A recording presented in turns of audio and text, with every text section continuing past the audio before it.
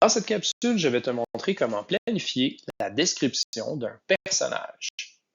Voici ton intention d'écoute. Écoute la capsule d'un scripteur qui planifie sa description de personnage et note ses étapes de planification. Alors, je dois décrire un personnage en m'inspirant d'une photo. Dans mon cas, c'est la suivante. Je dois bien sûr me poser plusieurs questions qui vont m'amener tranquillement à avoir des idées. Ces idées-là, je vais les noter. Il y en aura plusieurs. Et puis, évidemment, comme il y en a plusieurs, à la fin, je devrais faire un certain ménage. Je vais en retirer quelques-unes et je vais en garder d'autres qui seront intégrées à ma description.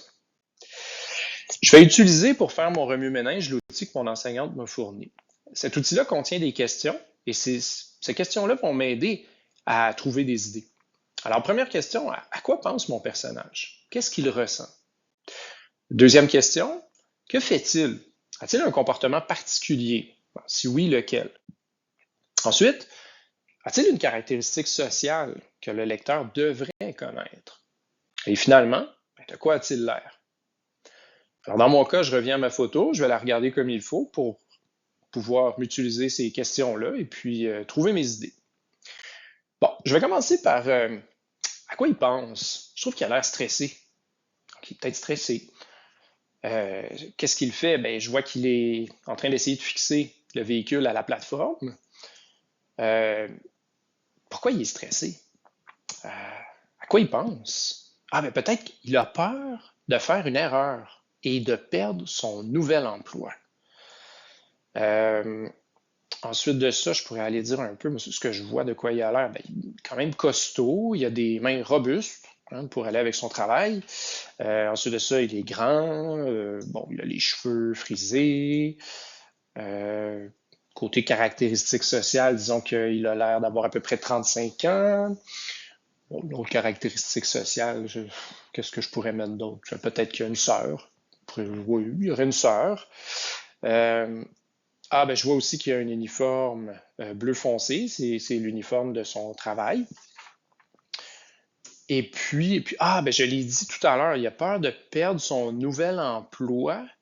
Ben, si c'était son premier jour à cet emploi-là, vraiment le premier. Donc là, il n'est pas juste stressé. Quand c'est son premier jour puis qu'il a l'impression qu'il va faire une erreur, ben, il va trembler de stress même. C'est vraiment très, très important. Ah, c'est bon, ça j'aime ça. Je pense que ça me donne quelque chose d'intéressant qui va bien avec la photo que j'ai.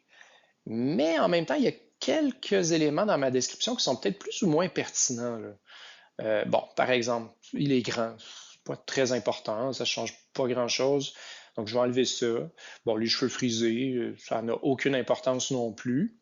L'uniforme bleu foncé, c'est important, ça va avec son travail. Ça, je vais garder ça. 35 ans, l'âge, c'est pas très important non plus. Ensuite de ça, il a une sœur. Une sœur, il peut avoir une sœur s'il veut, mais dans ma description, ça n'apporte absolument rien. C'est pas super important, je vais l'enlever. Bon, parfait. Là, je suis prêt à passer à l'étape suivante. Donc, j'ai mes idées. Il y en a que j'ai retirées. Les autres, je les ai gardées. Mais là, je vais les numéroter. Ça va me donner un plan et ça va me permettre, ce plan-là, d'aller de façon plus efficace dans ma rédaction quand je serai rendu là. Bon, la première chose que je veux dire, ça va être quoi? Ah, ça va être ça. Je vais commencer en disant, il est stressé. Ensuite, je vais préciser qu'il essaie de fixer le véhicule à la plateforme. Ensuite, je vais dire à mon lecteur que c'est son premier jour à cet emploi-là. Ensuite, qu'il tremble de stress.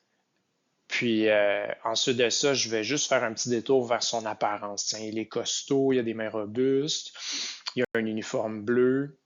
Et super, ça va être bon. Ben, après ça, je suis prêt à commencer ma rédaction.